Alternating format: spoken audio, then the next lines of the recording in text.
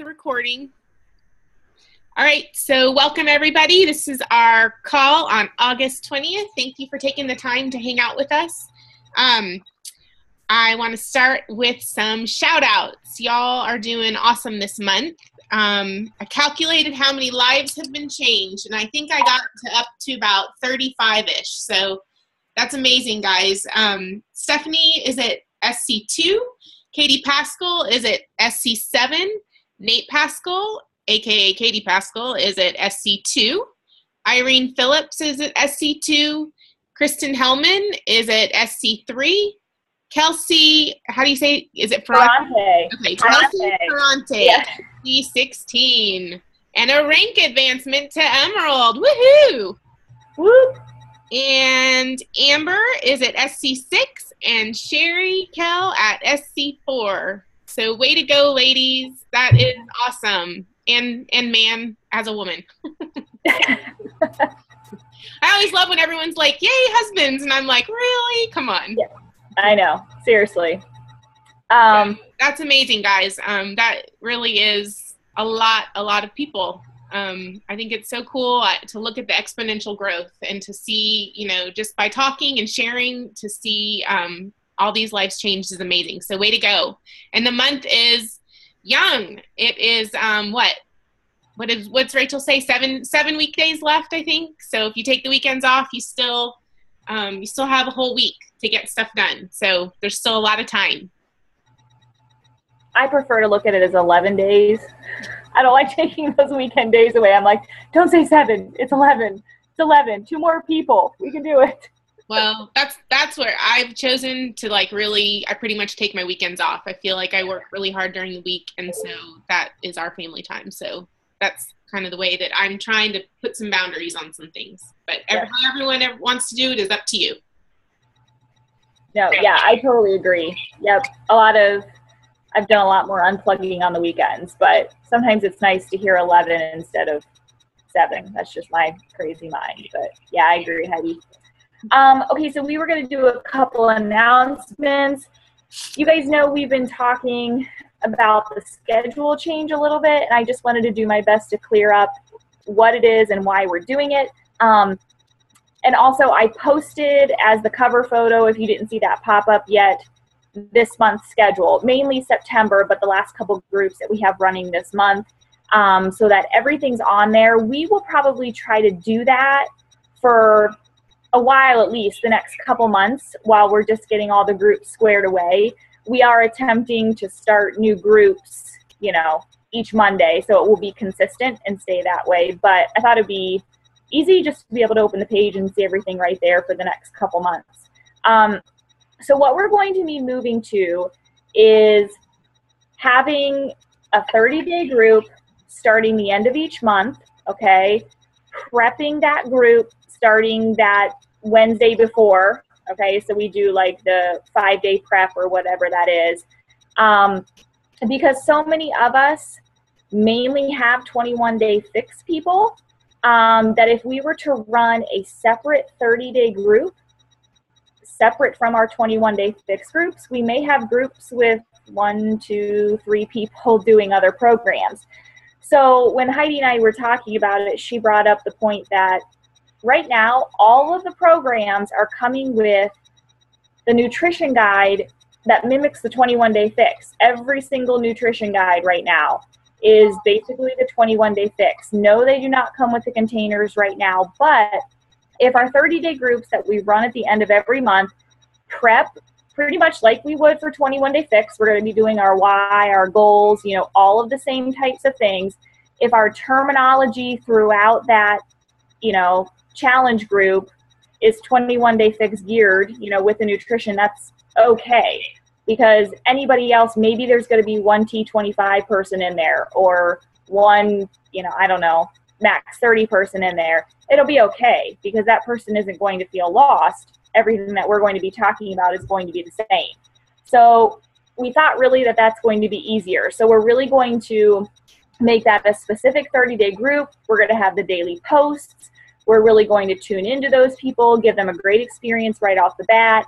and then we will roll them into the groups that we have going right now. So mine is the 21 Days to a Healthier You, and Heidi's is the beautiful one, right?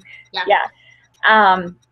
Although I was thinking about it, and those would probably need a name change, I'd say, if we are going to roll people in there who have possibly done different programs in those first 30 days. We'll probably look at changing it to something more general. But really, this is going to help us only have 2 groups. And like, we've had this leadership training right now, and they're just stressing the importance of not being overwhelmed. So why would we overwhelm ourselves with extra groups?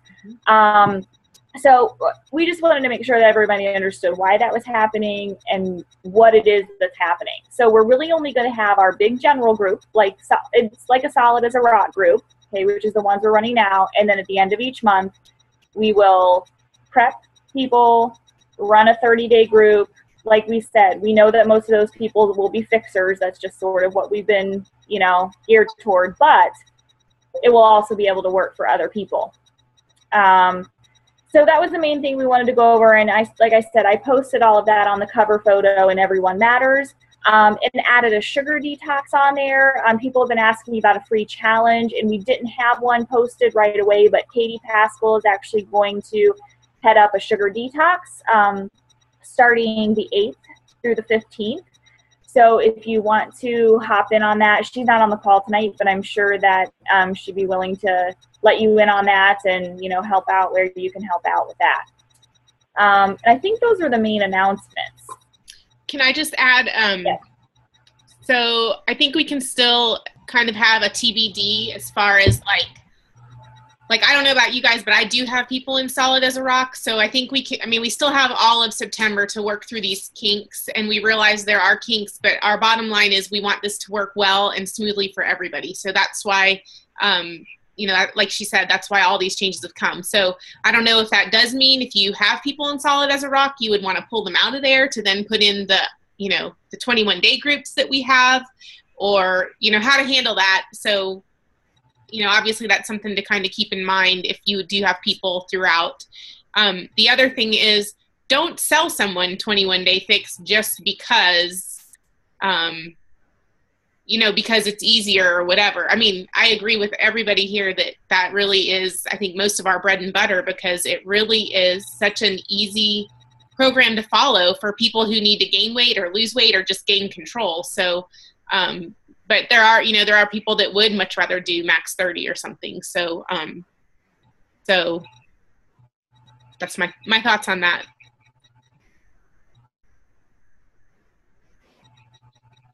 Yep, I agree.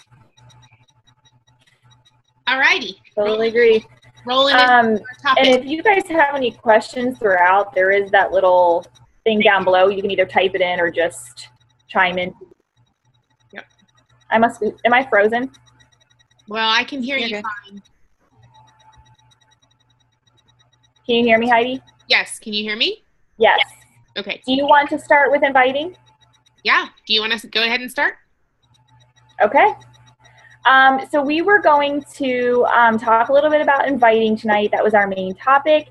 And mainly because Heidi and I have not that we don't do what the other person does, but we actually have 2 very different ways of inviting that have worked for us. And I typically tend to gear toward almost all social media inviting. So I would say 95% of my invites are through Facebook. And that is the way that I've been successful with reaching people and getting people involved in challenge groups. So I just wanted to give you a little bit of insight in how I do that. You might be doing what I'm doing, and that's fine. If there's anything you can take from this, great. I'm not saying I'm some pro at this, but this is what I've done from the very beginning. First of all, I do really, really try to follow that 5-5-5 rule. 5 invites a day, 5 follow-ups a day, and 5 new relationships a day. So, can I start a conversation with 5 new people a day?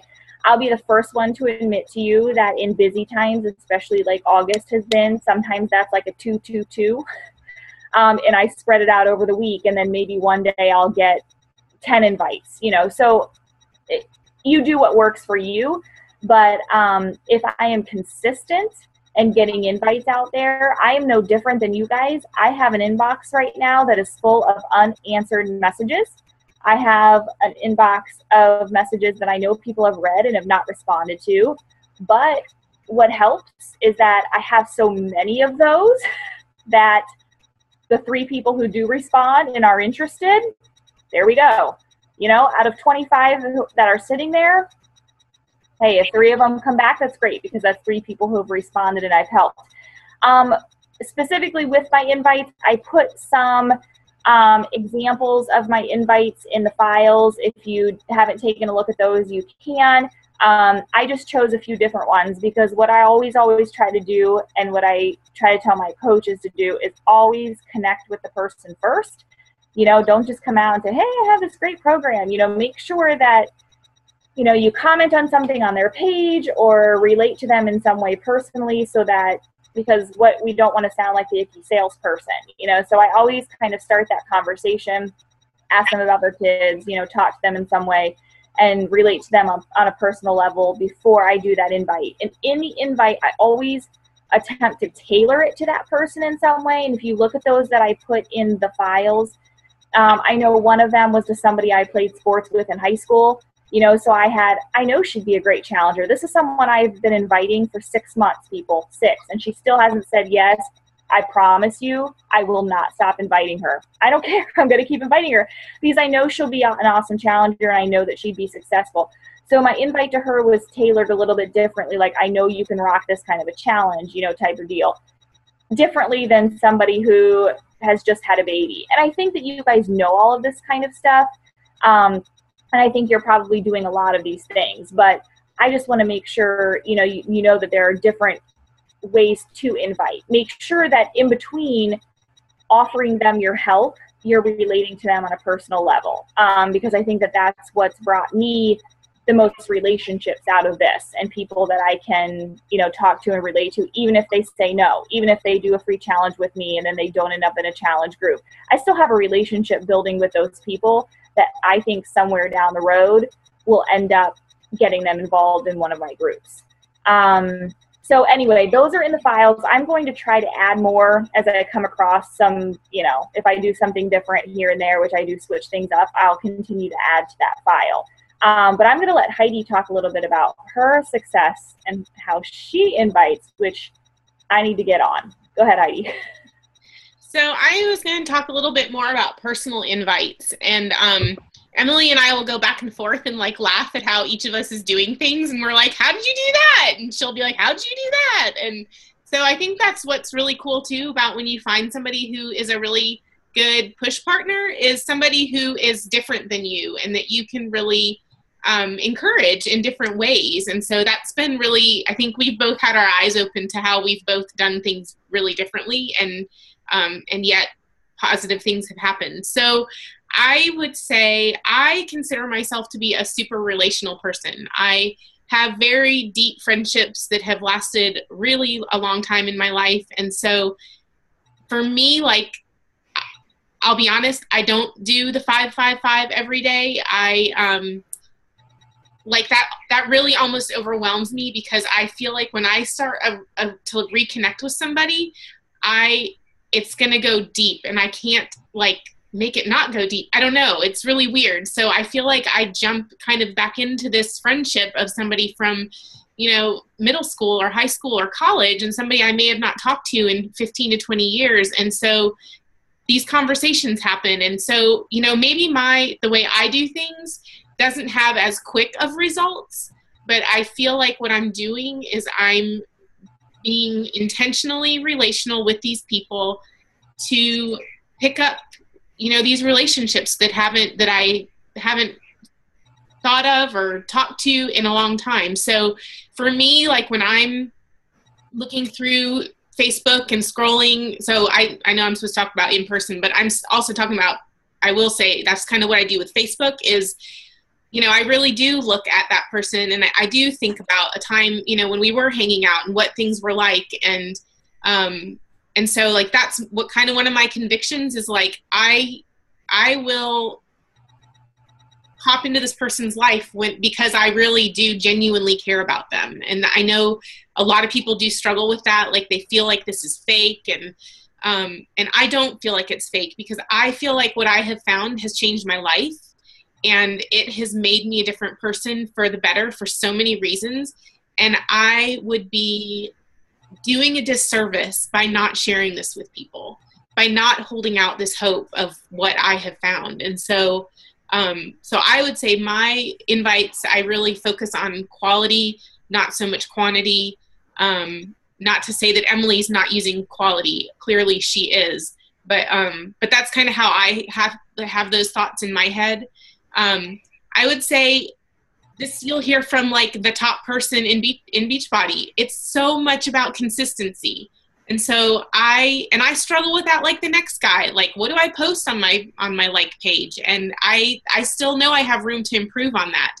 But I do, every day I will post something, and I lack sometimes on the weekends, like I said, because I tend to, sometimes I just want to unplug. But that consistency is what has then, it leads to in person, my neighbor saying to me, oh, I saw what you wrote about such and such, or, a friend at church, I can't believe such and such. Can we talk about that? And so I would say probably 50% of my business, if not more, has come from in-person sales and in-person, connecting with those people. And maybe it's something on Facebook that has finally swung them, the other direction, and they want to strike up a conversation.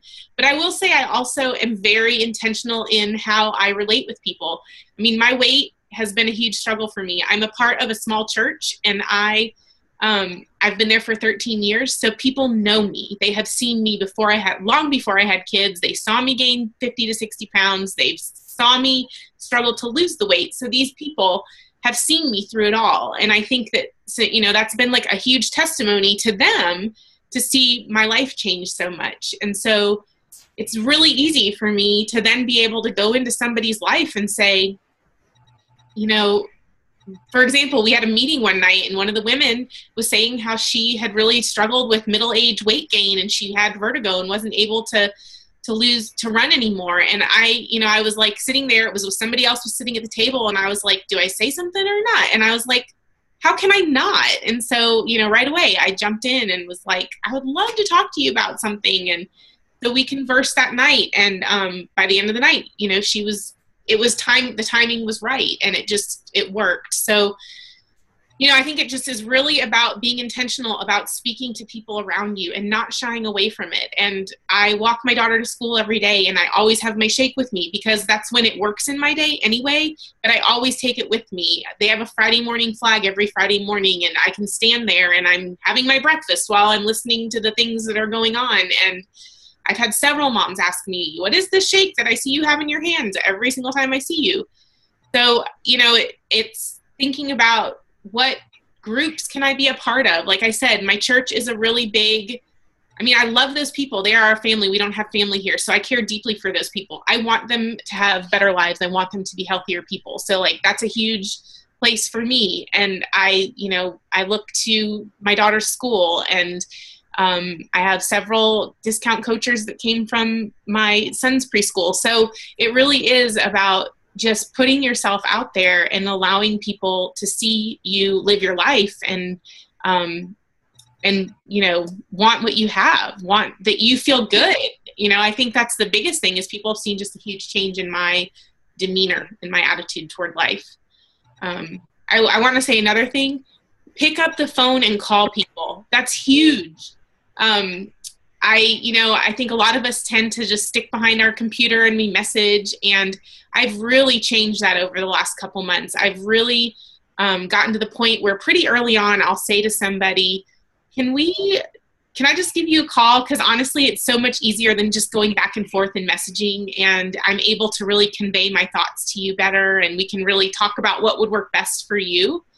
So I would so encourage you, especially if it's a 21-day fixer, and I think we've all done 21-day fix, it's just so easy to share with somebody, and it's just a lot easier to do over the phone and explain it. And I always follow up with YouTube videos so they can get a good sense for what it is. And now some people might not like that. It might cause some people to shut down if you said, oh, I would like to talk to you, and I haven't seen or heard from you in 20 years. But, so that's kind of where you might need to feel the person out a little bit. I actually have a girl from middle school that reached out to me, and I was pretty quick to say, oh, let's chat. And I haven't heard back from her, and I've tried twice now. So I'm like, did I push her over? Did I scare her? So I'm trying to figure out how to do that one over. But that's kind of mine. And then my one other thing I'll say is send personal birthday messages to people. And it doesn't have to be even your Facebook friends, just your friends, if you know it's somebody's birthday. I've had several people who have said to me, thank you so much for taking the time to just do a personal message. Because I don't know about you, but when Facebook first came around and you got like 500 happy birthdays, that was really cool. Now I feel like it's like not cool. And so I think, take that extra step. I think the whole point of what we're doing is we're showing people that we care about them. Take that extra step and really show them that you care about them and step back into their life that way.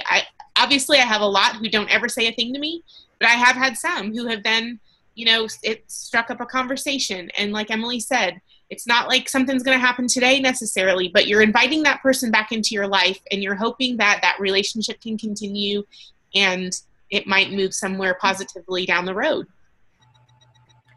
Yeah, I was going to piggyback on that just real quick before we move on, but Heidi really encouraged me because she's been doing this a little bit longer than me, but it took me a little while to get out of my comfort zone just on Facebook. And I know, especially with my coaches, it's one of the things that we talk about all the time is being able to put yourself out there. And I know how hard it is because it's been a huge struggle for me. And every time, even tonight, I went on and I wrote up a little something from my heart and put it on my page. And every time I'm getting ready to hit send, I still have that, what are people going to think moment? And then I'm like, well, what are people going to think? Like, so they can scroll by it if it's not something that they want to read. But what Heidi does so encourages me to do that out in the world with people too, because I'm the kind of person that when I get into a situation where I could talk to somebody face to face about it, I clam up. It's just, I've gotten past that with my comfort zone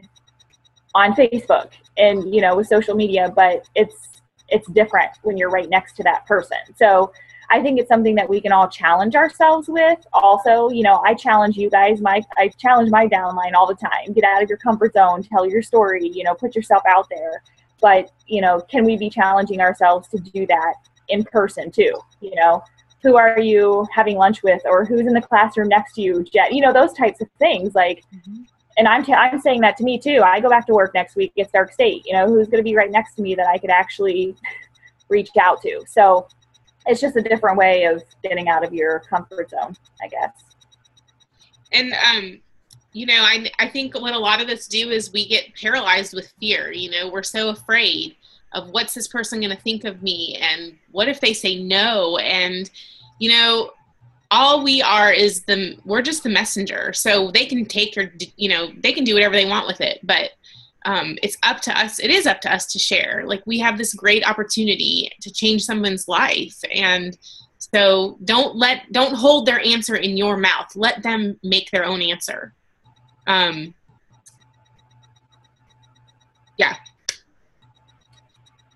Okay. Because I know we don't have a ton of time left. Do you care if I move on to? Go ahead. We've got 8 minutes left. I don't know if you can see that. Yes, I can. Okay. So personal development. Please go get this book. You see this book? The Go-Giver. I put this, I know, to my downline. I might have put something on Everyone Matters too, but personal development, you guys, I'm going to say is one of the areas that I have struggled with, mainly because of the time. I mean, and I'm an English teacher. Like, I'm a book reader. I love to read books, but I just, it's taken me a while to get into the swing of it. And this book is told in story form. It took me 4 days to read it. Super easy read, and it is packed full of things that will inspire you. I promise. I mean, it's called The Go-Giver. You didn't see that. It's all about not just being a go-getter. It's about being a go-giver. And I pulled a couple things from it because we're always talking about Success Club and getting those points. But I think it's so important to remember that they're not points. They're people. And, you know, when I put my goal every single month at Success Club 10, I actually don't even say that anymore. I say 5 lives because to me, the only reason I would be disappointed if I don't hit SC 10 is because, darn it, I didn't get 5 people in the challenge groups to help this month.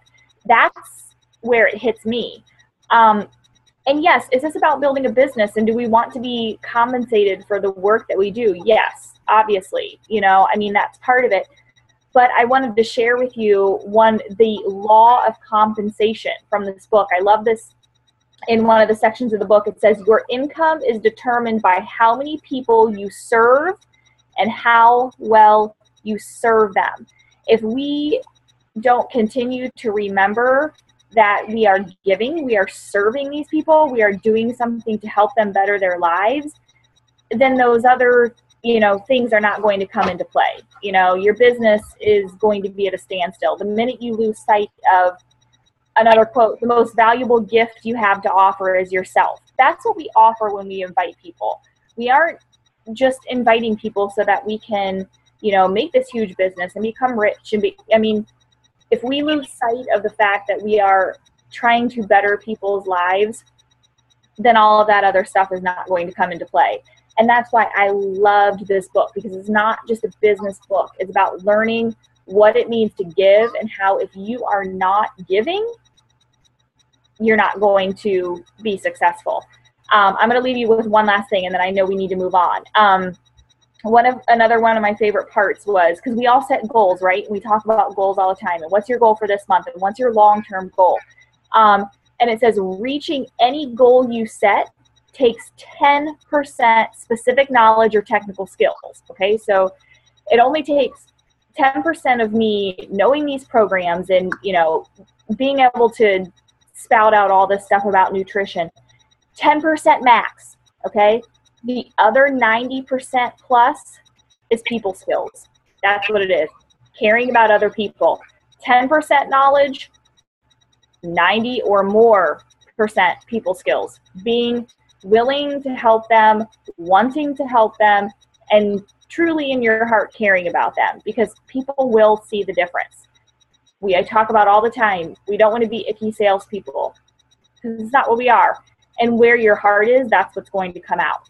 So I don't know. I'm probably a broken record because I say that all the time. But if you need some personal development, get The Go-Giver. I promise you it will be eye-opening. You'll like it. Go ahead, Heidi. I know you were going to end with something and then ask for questions. We would like to stay consistent and meet on this night, but every 2 weeks. And so in 2 weeks, we have back to school night. So since there's not a ton of people here, I'm going to put a poll on the page to either have it be Tuesday night of that week at this time at 6 or 9, whatever, or on the Thursday night, but an hour earlier. So, so be sure to weigh in your vote there.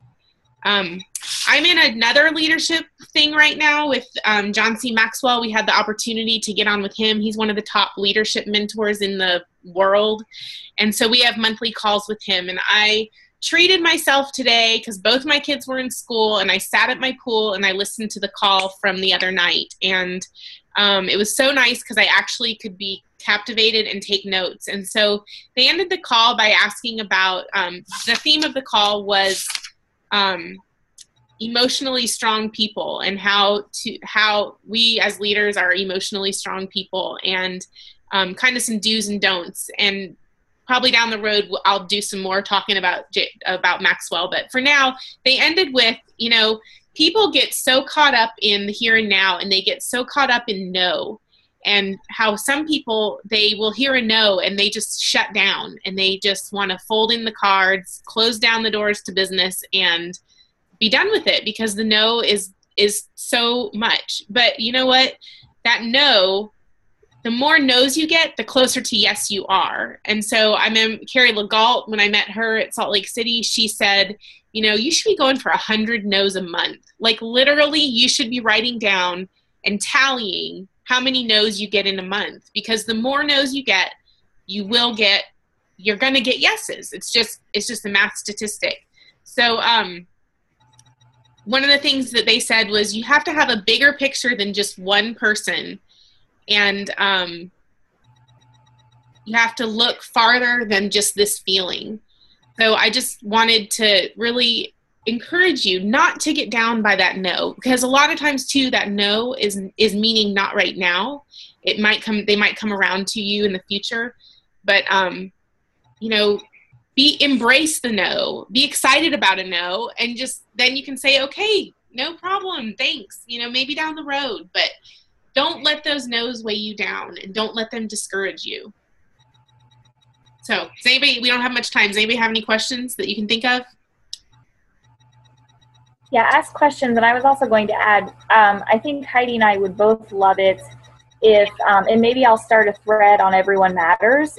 If you guys gave suggestions for team calls, topics that you would want to discuss or go over. I know actually Courtney was just doing that on Rock Solid too, but you know, I know we don't want to meet here every couple weeks and just spout off a bunch of stuff, you know, at all.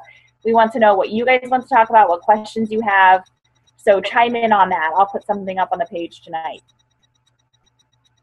Anybody have anything at all? We're so happy you were here. Thank you, guys. We know that everyone is so busy, so thanks for taking time. I was going to see if I can take a picture. Do it. Command Shift 4. Smile. Did it work? No. Hold on. Oh, boo. Command Shift 4. You'll see your cursor change to a camera pointer. Why isn't it changing? Oh, here we go. Okay, hold on. Hold on. Okay, now smile. Oh, wait. Do it one more time.